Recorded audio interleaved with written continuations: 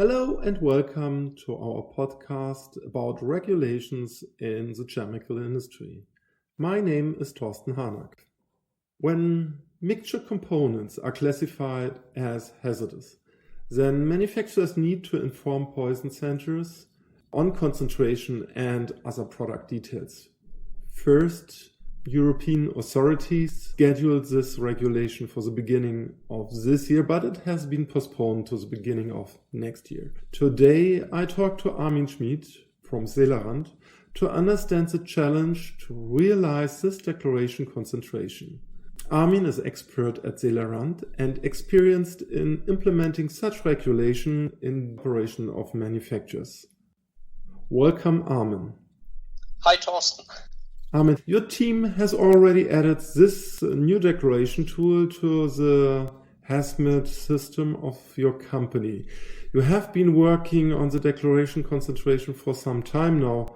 Would you mind to share with us what does this regulation mean? I will tell you what this is all about.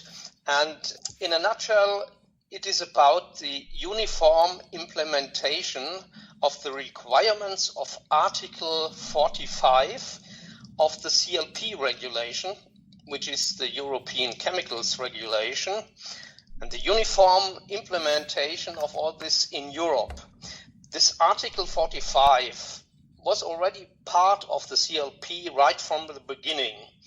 It requires the notification of mixtures hazardous for human beings, not for the environment, because of their health or physical effects to the so-called appointed bodies in the member states, or normally we call it poison centers.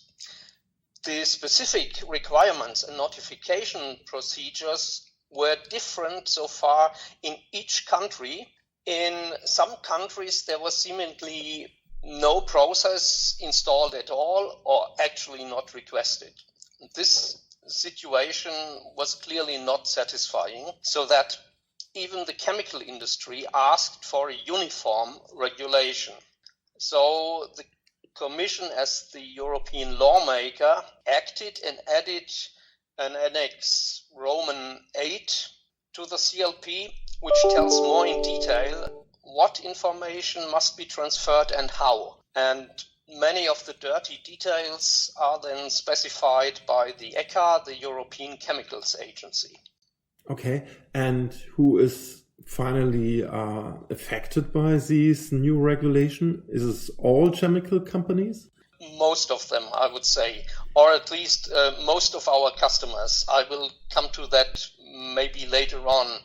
So the whole procedure consists of mainly two components. First, every mixture has to be identified, or the formulation of this mixture must be clearly identified.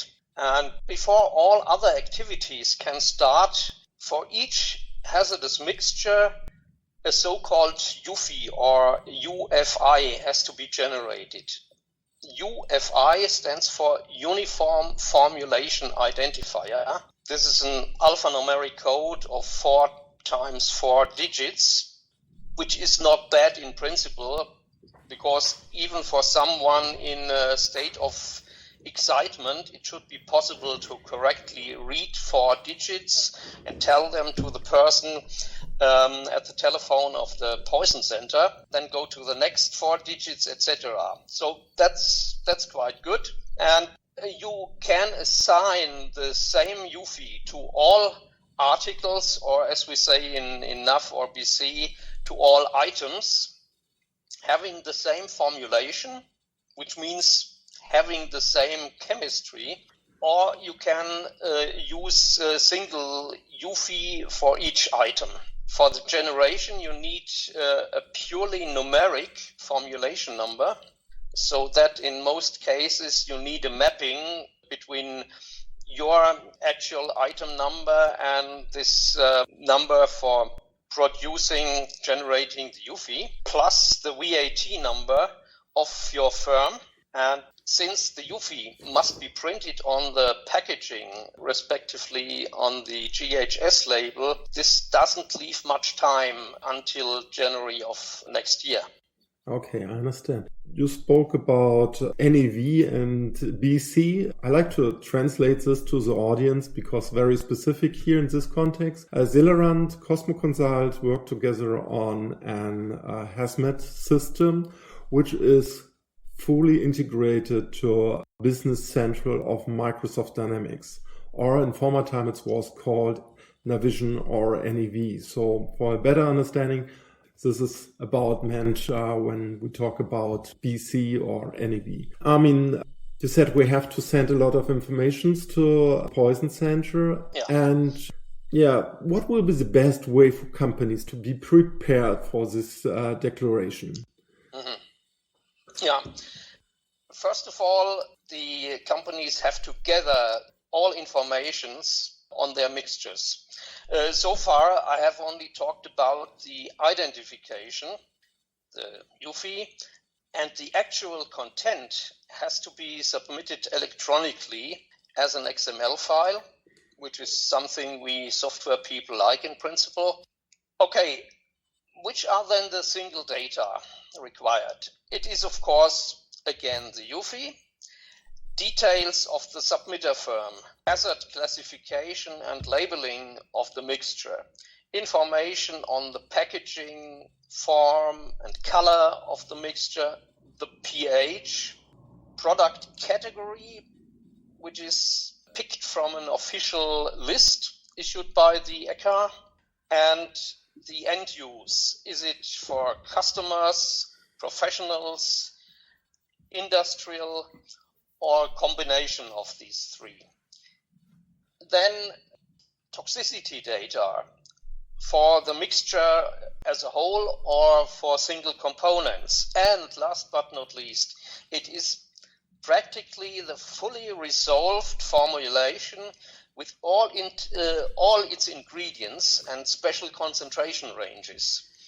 Plus, for raw materials, where the formulator who produces the mixture normally does not know the complete composition, the so-called MIMS, which stands for mixtures in mixture, he or she has, he may refer to the UFI of the raw material, provided the raw material supplier has already transmitted it, or attach the safety data sheet of the raw material as a PDF file, so that in the end, the ECHA or the national bodies know the mixtures better than the manufacturer itself. Okay. Maybe a little bit funny, but interesting to know that we need a lot of technology, I guess, because the transmission needs to be electronic based, and maybe also preparing all this data should be more electronic based. As I understand, you are already working on a system, or no, you have a solution to deal with this information. What is it what you offer to your clients? Yeah. Most of our customers have products within the scope of the regulation. Only some few of them produce or resell pure substances, or have only a small number of hazardous mixtures in their portfolio. If this portfolio number is small enough, the notification could be submitted by typing in the information manually into the PCN portal of the ECHA, but normally this wouldn't work.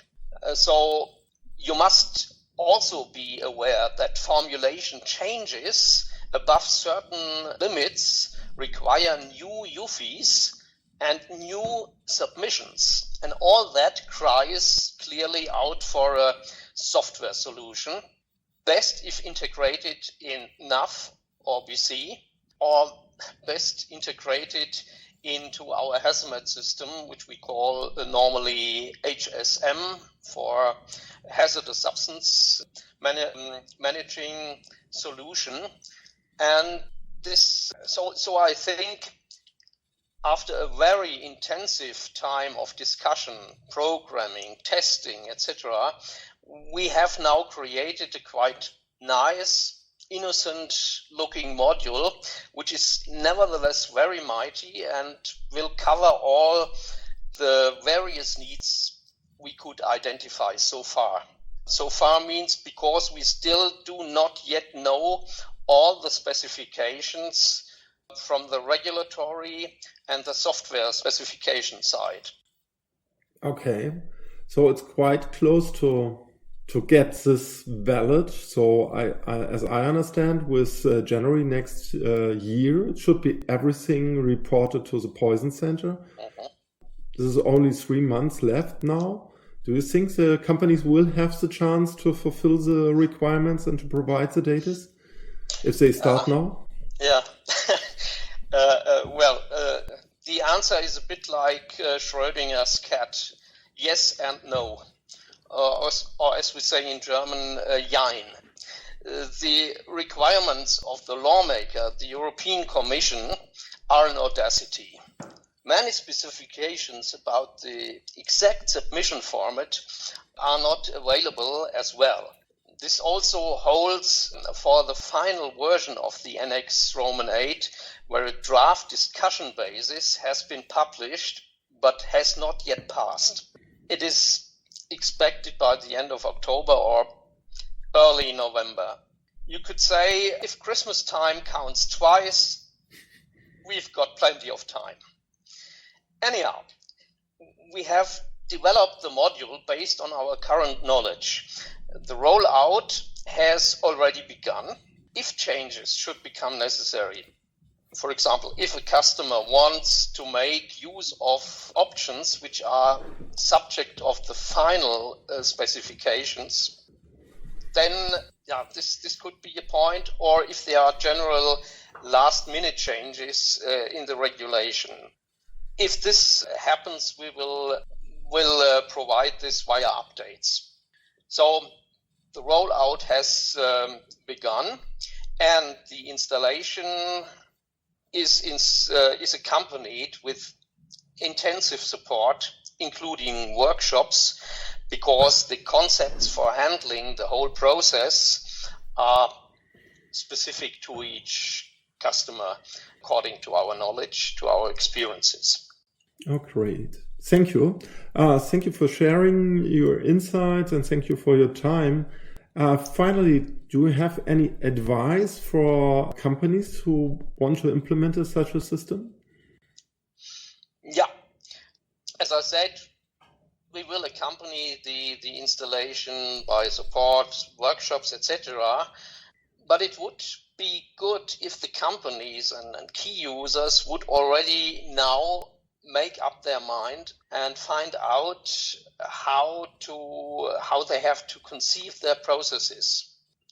A little hint, better than tackle the whole challenge as a lone fighter, the Rambo way, it is to see what associations in which many of our customers are organized, and of course use the publications and guidance documents of the ECHA.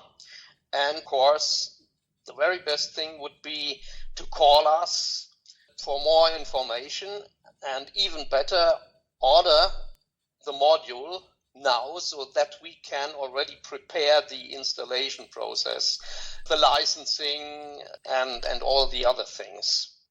Okay, I understand. It's high noon now. And yes, if someone in our audience will be interested, he is very welcome to call us, maybe at Cosmo Consult or Zellerand, and we will assist on your questions and issues in the process. Thank you, Armin, for sharing all this insight, and I wish you a nice day. Bye-bye. Same to you. You're welcome. Bye-bye.